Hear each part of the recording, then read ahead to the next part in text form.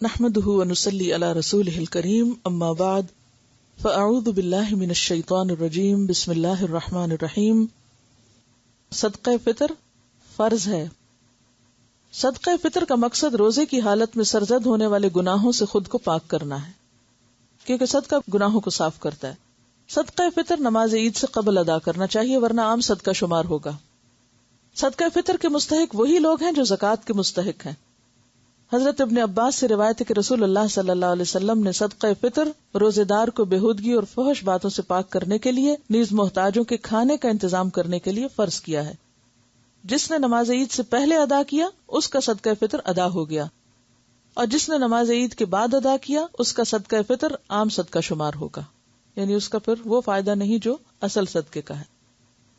صدقہ فطر کی مقدار 1 صاع ہے جو 3.25 سیر یا 2.5 کلو گرام کے برابر ہے. صدقہ فطر ہر مسلمان، غلام ہو یا آزاد، مرد ہو یا عورت، چھوٹا ہو یا بڑا، روزہ دار ہو یا غیر روزہ دار، صاحب نصاب ہو یا نہ ہو، سب پر فرض ہے. ٹھیک ہے، یعنی اتنی اس کی تاکید ہے. حضرت ابن عمر سے روایت ہے کہ رسول اللہ صلی اللہ علیہ وسلم نے رمضان کا صدقہ فطر 1 صاع کھجور یا 1 صاع جو، غلام، آزاد، مرد، عورت، چھوٹے بڑے ہر مسلمان پہ فرض کیا ہے. اسے بخاری اور مسلم نے روایت کیا. جو بچہ آخری روزے کو پیدا ہو اس کا بھی ہوگا، چاہے وہ 1 دن یا چند گھنٹے کا ہو. صدقہ فطر غلے کی صورت میں دینا افضل ہے، لیکن پھر اگر نہ ہو ممکن تو پیسے بھی دے سکتے ہیں، یعنی راشن دینا بہتر ہے بنسبت پیسے دینے کے. گیہوں، چاول، جو، کھجور، منقع یا پنیر میں سے جو چیز زیر استعمال ہو وہی دینی چاہیے، یعنی جو بھی کسی علاقے میں لوگ خود کھاتے ہوں جیسے اسٹیپل فوڈ کے طور پر یا عام غذا کے طور پر، اسی کو صدقہ کریں. عن ابی سعید رضی اللہ عنہ یقول كنا نخرج زکاة الفطر صاعا من طعام و صاعا من شعیر و صاعا من تمر و صاعا من اقط و صاعا من زبیب متفق علیہ. حضرت ابو سعید رضی اللہ عنہ فرماتے ہیں کہ ہم صدقہ فطر 1 صاع غلہ یا 1 صاع جو یا 1 صاع کھجور یا 1 صاع پنیر یا 1 صاع منقع دیا کرتے تھے. منقع کیا ہوتا ہے؟ انگور، ڈرائی انگور ہوتے ہیں نا جو بڑے والے. اسے بخاری اور مسلم نے روایت کیا ہے.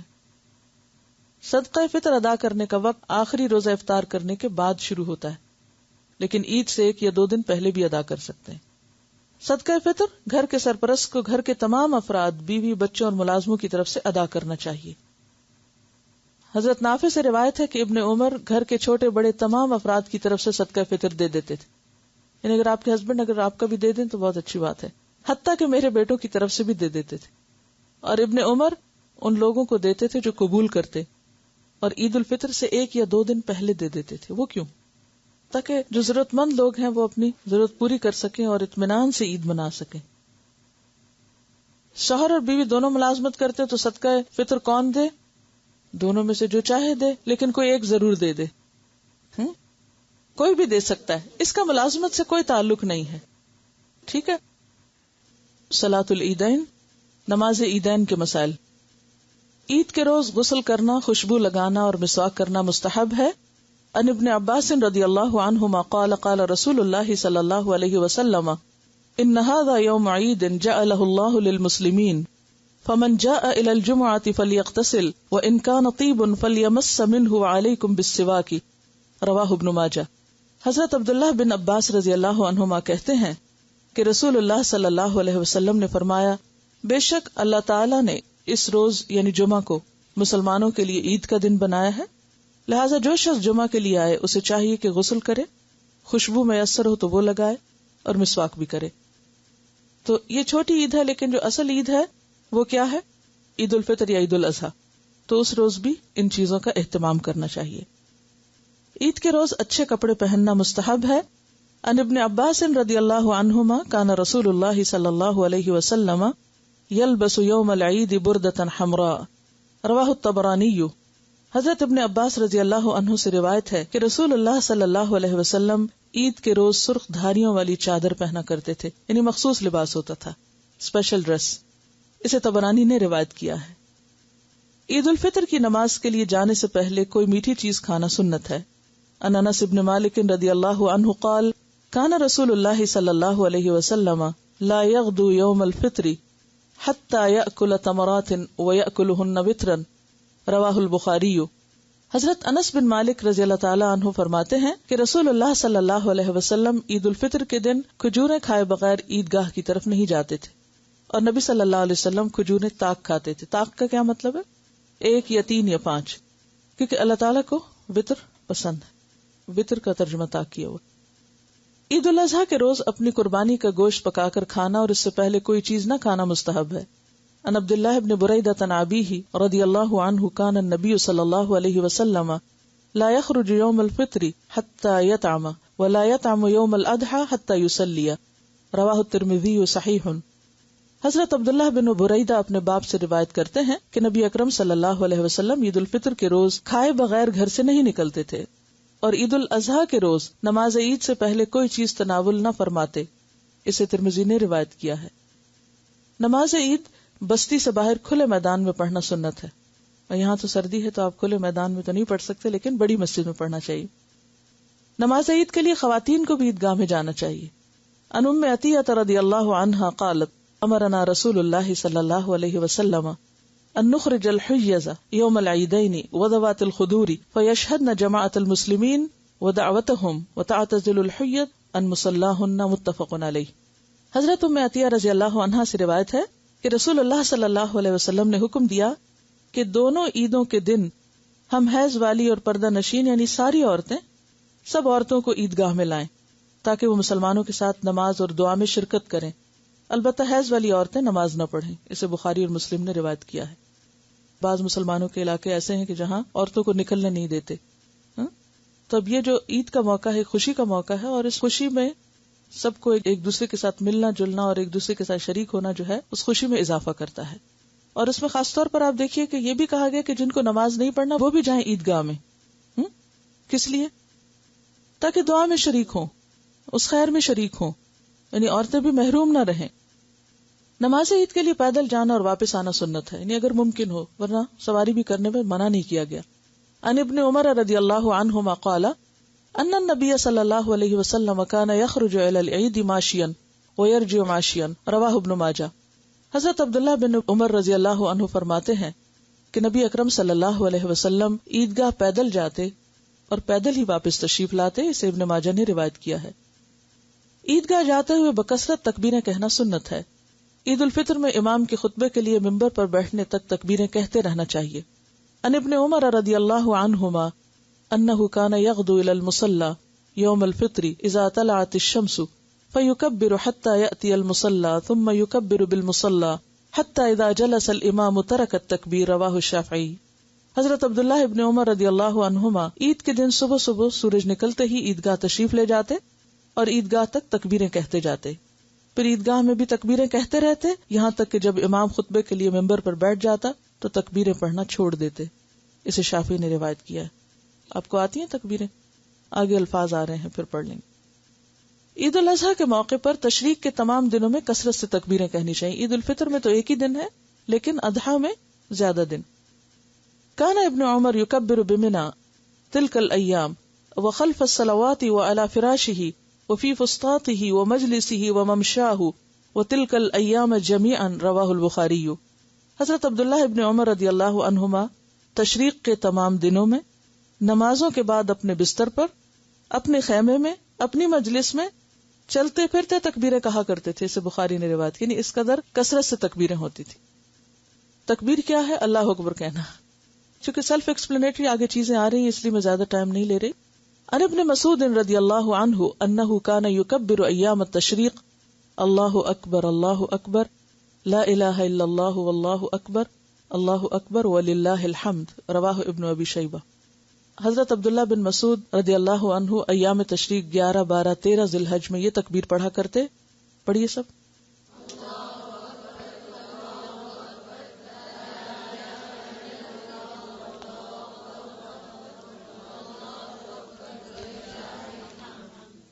جی، اس کی کیسٹ ہم نے بنائی تھی تاکہ عید والے دن صبح صبح گھر میں لگا دی جائے اور بچے بڑے سنتے سنتے خود ہی اس کو پک کر لیں، آپ کو سکھانی نہ پڑے۔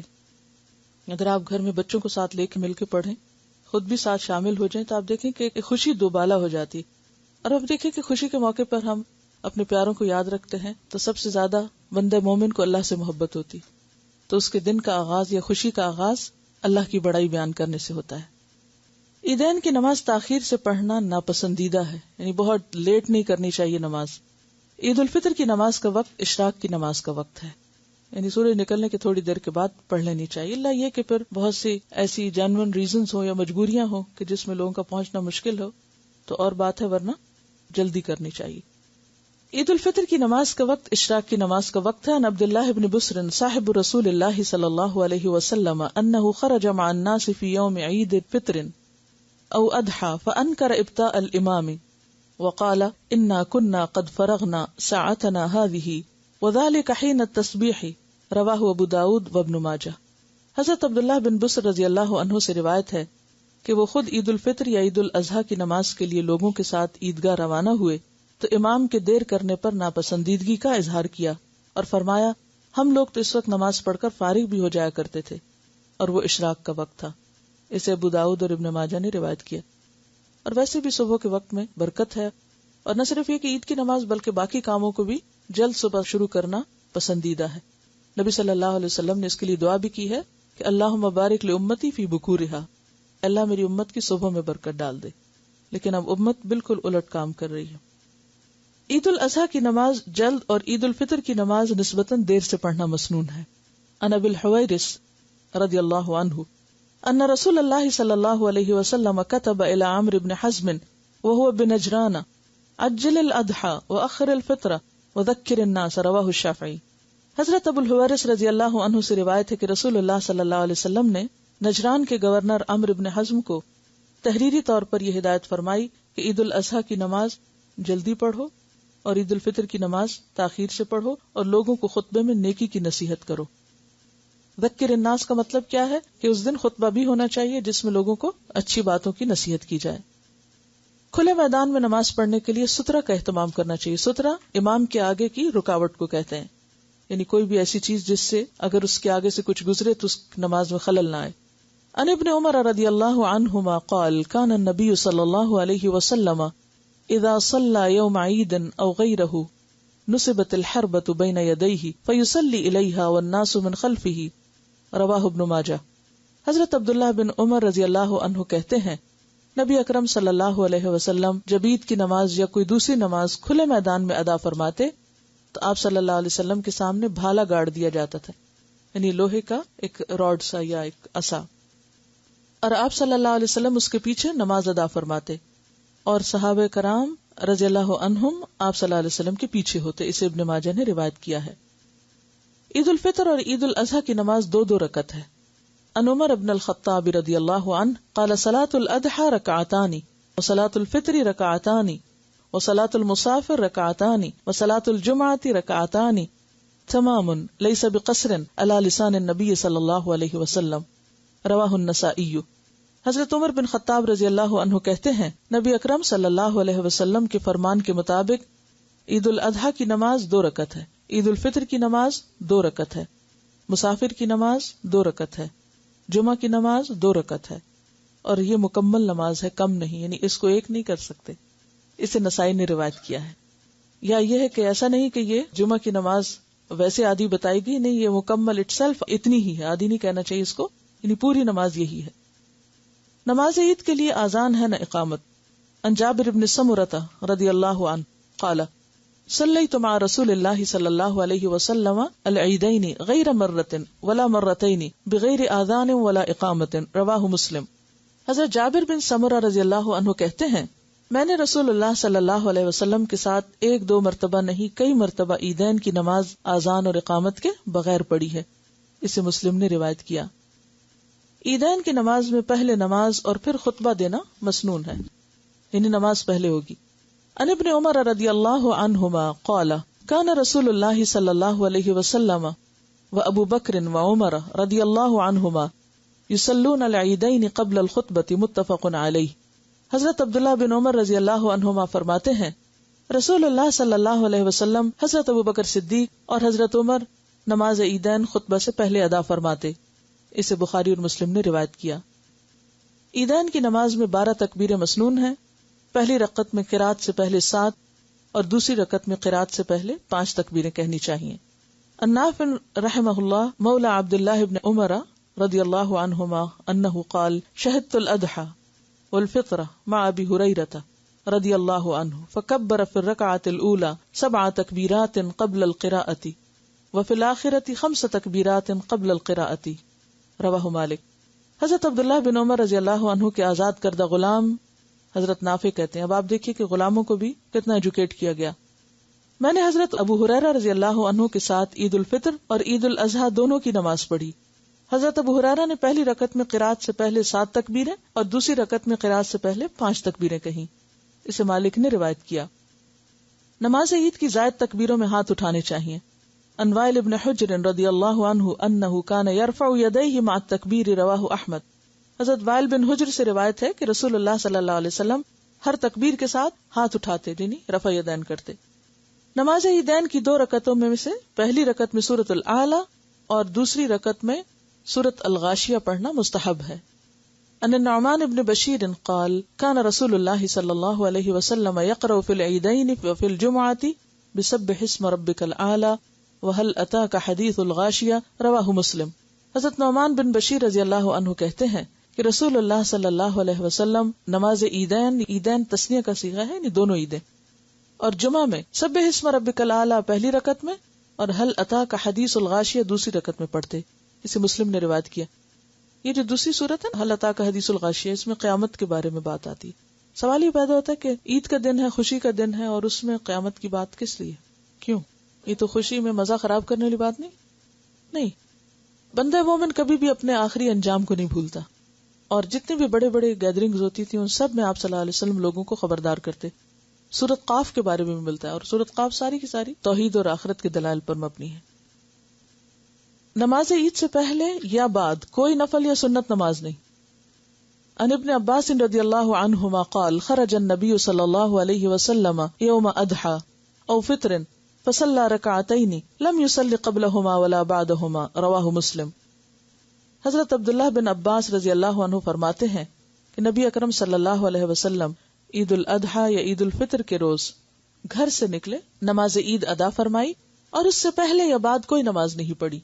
اسے مسلم نے روایت کیا. نماز عید کے بعد تقبل اللہ منا و منکا کے الفاظ سے ایک دوسرے کے اعمال صالح کی قبولیت کی دعا مانگنا درست ہے. ان جبیر ابن نضیر رضی اللہ عنہ قال کان اصحاب رسول اللہ صلی اللہ علیہ وسلم اذا التقوا یوم العید یقول بعضهم لبعض تقبل اللہ منا و منکا ذکرہ فی فتح الباری. حضرت جبیر بن نذیر کہتے ہیں کہ صحابہ کرام عید کے روز جب آپس میں ملتے تو ایک دوسرے کو تقبل اللہ منا و منکا کہتے.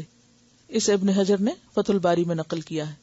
یعنی اس کا کیا مطلب ہے کہ اللہ ہمارے اور تمہارے اعمال قبول کرے، کیونکہ رمضان کے بعد جب عید آتی ہے یا پھر قربانی کی عید میں بھی حج کے بعد جو ہوتی ہے، مسلمان کی خوشی کب ہے؟ اللہ کی اطاعت میں اور اس کی عبادت میں. تو عبادت کے بعد جو خوشی ہے وہ حقیقی خوشی ہے، اور پھر عبادت کے بعد فکر کس چیز کی ہوتی ہے کہ یہ قبول بھی ہو جائے. عیدگاہ جانے اور آنے کا راستہ بدلنا سنت ہے. عن جابر بن عبداللہ رضی اللہ عنہما قال کان النبی صلی اللہ علیہ وسلم اذا کان یوم عید خالف الطریق. حضرت جابر بن عبداللہ رضی اللہ عنہ فرماتے ہیں نبی اکرم صلی اللہ علیہ وسلم عید کے روز عیدگاہ میں آنے جانے کا راستہ تبدیل فرمایا کرتے تھے. اسے بخاری نے روایت کی. کیوں؟ راستوں میں فرشتے کھڑے ہوتے ہیں نا، وہ دعائیں کرتے ہیں. اگر جمعہ کے روز عید آ جائے تو دونوں پڑھنے بہتر ہیں، لیکن عید پڑھنے کے بعد اگر جمعہ کی بجائے صرف نماز ظہر ادا کی جائے تو بھی درست ہے. یعنی اگر جمعہ کے دن عید ہو تو عید اور جمعہ دونوں بھی ہو سکتے ہیں اور عید اور ظہر کی نماز بھی ہو سکتی ہے. عن ابی ہریرہ رضی اللہ عنہ عن رسول اللہ صلی اللہ علیہ وسلم انہ قال عیدان اجتمع فی یومکم ھذا فمن شاء اجزأہ عن الجمعۃ وإنا مجمعون ان شاء اللہ تعالی رواہ ابو داؤد وابن ماجہ. حضرت ابو ہریرہ رضی اللہ عنہ نے رسول اللہ صلی اللہ علیہ وسلم سے روایت کیا ہے کہ نبی اکرم صلی اللہ علیہ وسلم نے فرمایا تمہارے آج کے دن میں 2 عیدیں، ایک عید دوسرا جمعہ اکٹھی ہو گئیں. جو چاہے اس کے لیے جمعہ کے بدلے عید ہی کافی ہے، لیکن ہم دونوں یعنی جمعہ اور عید ادا کریں گے، یعنی دونوں چیزیں پڑھیں گے. ابر کی وجہ سے یعنی بادل کی وجہ سے شوال کا چاند دکھائی نہ دے اور روزہ رکھ لینے کے بعد معلوم ہو کہ چاند نظر آ چکا ہے تو روزہ کھول دینا چاہیے. اگر چاند کی اطلاع زوال سے قبل ملے تو نماز عید اسی روز ادا کر لینی چاہیے. اگر زوال کے بعد یعنی دوپہر کے بعد اطلاع ملے تو نماز عید دوسرے روز ادا کی جائے گی، کیونکہ نماز عید کا وقت ظہر سے پہلے پہلے کا ہے۔ عن ابی عمیر بن انس رضی اللہ عنہما عن عمومۃ لہ من اصحاب النبی صلی اللہ علیہ وسلم ان رکبا جاؤوا الى النبی صلی اللہ علیہ وسلم یشہدون انہم رأوا الہلال بالامس فامرہم ان یفطروا واذا اصبحوا یغدوا الى مصلاہم، رواہ ابو داؤد۔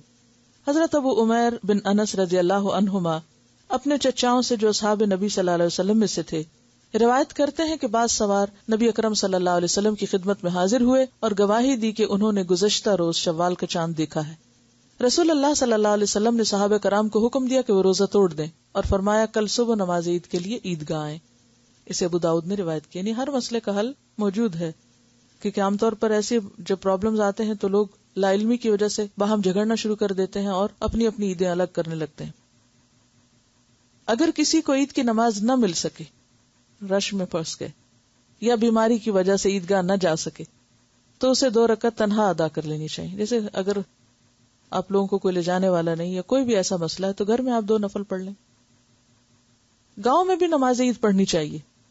امر انس بن مالک رضی اللہ عنہ مولاہ ابن ابی عتبہ بالزاویہ فجمع اہلہ وبنیہ وصلی كصلاۃ اہل المصر وتکبیرہم وقال اکرمۃ اہل السواد یجتمعون فی العید یصلون رکعتین کما یصنع الامام وقال عطاء اذا فاتہ العید صلی رکعتین، رواہ البخاری۔ حضرت انس بن مالک رضی اللہ عنہ نے اپنے غلام ابن ابی عتبہ کو زاویہ گاؤں میں نماز پڑھانے کا حکم دیا تو ابن ابی عتبہ نے حضرت انس کے گھر والوں اور بیٹوں کو جمع کیا اور سب نے شہر والوں کی تکبیر کی طرح تکبیر کہی، نماز کی طرح نماز پڑھی، اور اکرمہ نے کہا گاؤں کے لوگ عید کے روز جمع ہوں اور 2 رکعت نماز پڑھیں جس طرح امام پڑھتا ہے۔ اور عطا رحمہ اللہ نے کہا جب کسی کی نماز فوت ہو جائے تو وہ 2 رکعت نماز ادا کر لے۔ بعض اوقات ایسا ہوتا ہے آپ گھر سے نکلے اور بعض لوگ صرف عید کے دن مسجد جاتے ہیں تو مسجد کا راستہ بھی نہیں آتا، تو ہو سکتا ہے کہ وہ مسجد پہنچنے تک نماز مس کر بیٹھے، تو پھر وہ خود سے پڑھ لیں۔ عید کے روز روزہ رکھنا منع ہے، یعنی عید کے دن روزہ نہیں رکھنا، آپ کو اس دن عید ہی کرنی ہے، اور اس میں عید سے پہلے آپ کو فطرانہ بھی دینا ہوتا ہے، ٹھیک ہے۔ ضروری نہیں ہوتا شوال کے روزوں کے لیے کہ نیکسٹ ڈے ہی ہم عید کے ضرور رکھیں، آپ جس وقت چاہیں بس شوال کے اندر اندر رکھ لیں، اور یہ 6 روزے ہوتے ہیں۔ تو ایسا ہے اب آپ کے لیے کہ آپ کیا کریں، اچھی سی عید منائیں، خوب تکبیریں پڑھیں اور دعائیں کریں۔ وآخر دعوانا الحمدللہ رب العالمین، سبحانک اللہم وبحمدک، نشہد ان لا الہ الا انت، نستغفرک ونتوب الیک۔ السلام علیکم ورحمۃ اللہ وبرکاتہ۔